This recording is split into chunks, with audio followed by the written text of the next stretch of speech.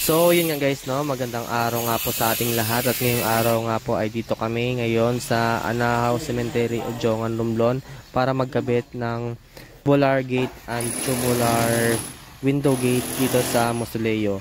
So ito guys, sinisimulan namin sinsilin ang mga pagdudugtungan ng aming mga hinges ng aming mga gate. So hinahanap namin ito yung main bar ng poste para i-welding siya yung kanyang hinges ng gate para magkaroon ng tibay. At so yun nga guys, gumamit nga kami pala po dito ng jackhammer para mas mabilis yung production ng pagbutas ng mga column na pang-weldingan ng mga hinges.